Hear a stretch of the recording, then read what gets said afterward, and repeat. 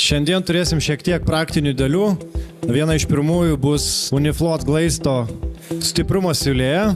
Pjautinė siūlė yra nugruntuota ir suarmuota Unifloat glaistu be armavimo juostos. Jo, praktiškai tik tai suklijuota.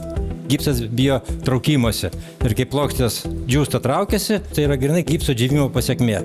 Tai vat mes šiandien pabandysim, kiek šitas džiaugsmas ant šitų žydrų staklių gali atlaikyti. Kiek gali atlaikyti šitą siūlę, mes irgi tiksliai nežinom, kaip čia bus. Visuose miestuose buvo skirtingai ir tiksliausiai atspėjusiam duosim dovanėlę. Galim pabandyti spėti, prašau. 75. 75. 65, nu ir kas nors gal kokį nors didesnį. 100. 100, sakė žmogus, ne? Nu gal dar kas nors didesnį kokį nors pasakys.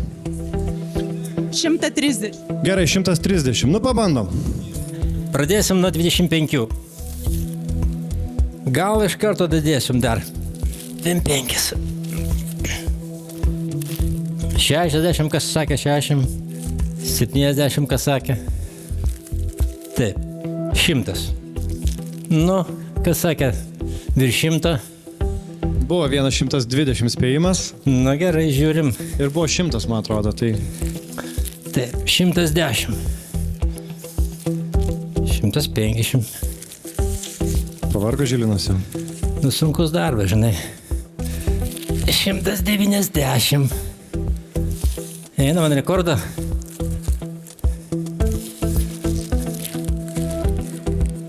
200. 230. Ir turim rekordinį skaičių, nebuvo dar tiek. 2,5. 2,5. Nu va.